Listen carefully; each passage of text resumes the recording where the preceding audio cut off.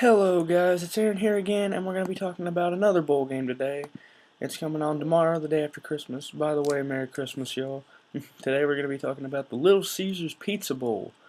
This is a game that's going to be played in Detroit tomorrow at 6 o'clock at night. It's between the Pittsburgh team and Bowling Green. Alright, boys.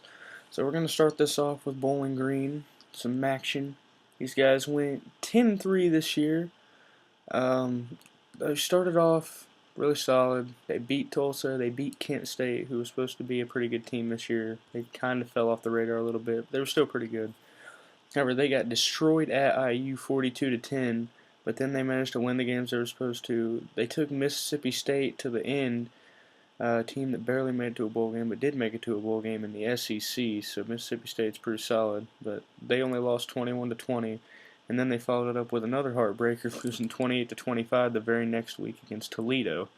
But after that, these boys went on a tear. They beat Miami and Ohio and Eastern Michigan and Buffalo. Never gave up more than 7 points to any of them.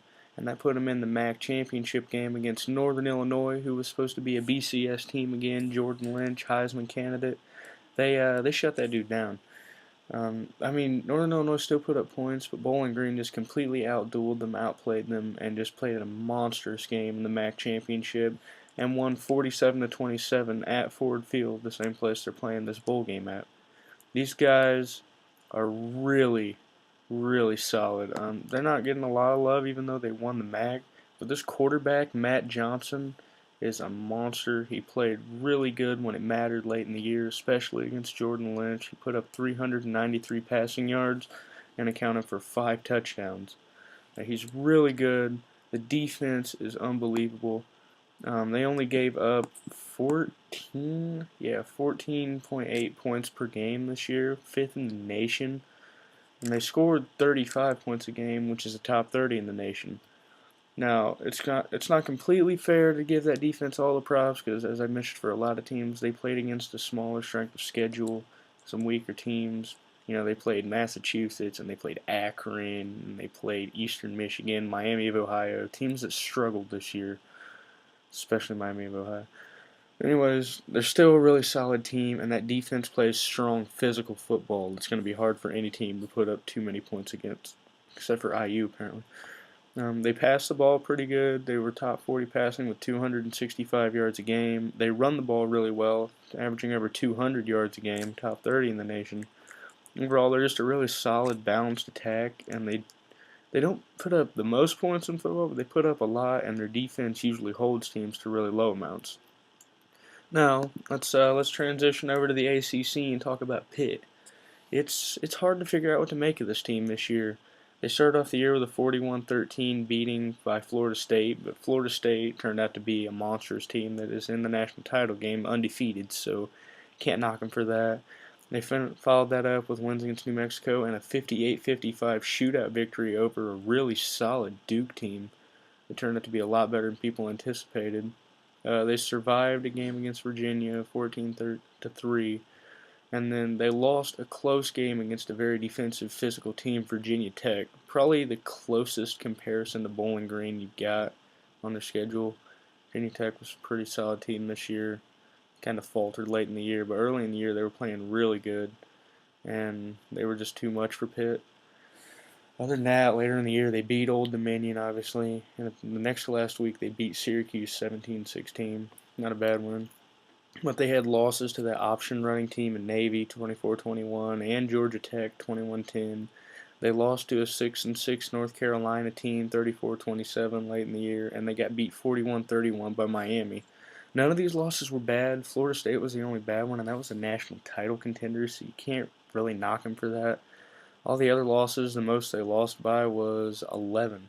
So, they were actually a really good team, and they play games close. They just don't always finish the deal. And obviously, their big win of the year, side of Duke, had to be the 28-21 upset against Notre Dame. Nobody gave them too big of a chance at that, but they played a really solid game and were able to upset the Irish.